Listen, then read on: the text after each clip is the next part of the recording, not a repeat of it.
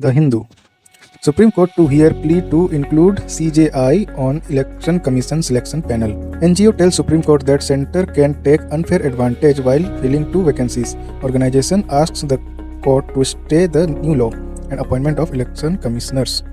The Supreme Court on Wednesday agreed to urgently hear on Friday a plea which said the center could take unfair advantage while filling the two vacancies of election commissioners in the Election Commission of India, following the unexpected resignation of Arun Goel ahead of the Lok Sabha election.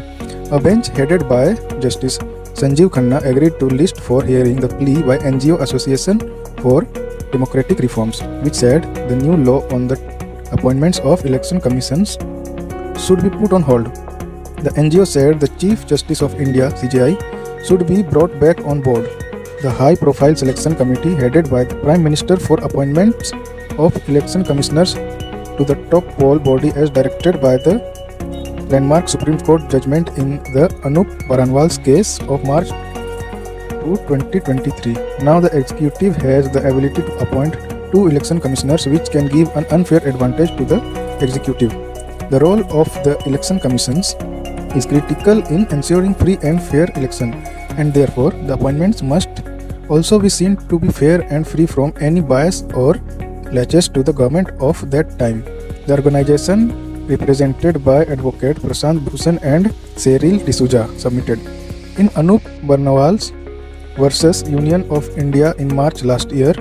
A constitution bench headed by Justice K. M. Joseph, now retired, ordered the Chief Election Commissioner and two election commissioners to be appointed by the President on the advice tendered by a committee of Prime Minister, Leader of Opposition in the Lok Sabha, or the Leader of the single largest party in opposition, and the CJI will publish details of poll bonds in time, says CEC.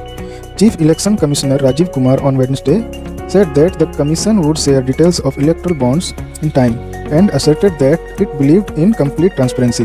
The State Bank of India was directed by the Supreme Court to submit the data by March 12. They have given us the details in time. I will go back and look at the data and would definitely disclose it in time, he said, speaking in Jammu, where he was ending his nationwide visits before announcing the Lok Sabha election schedule.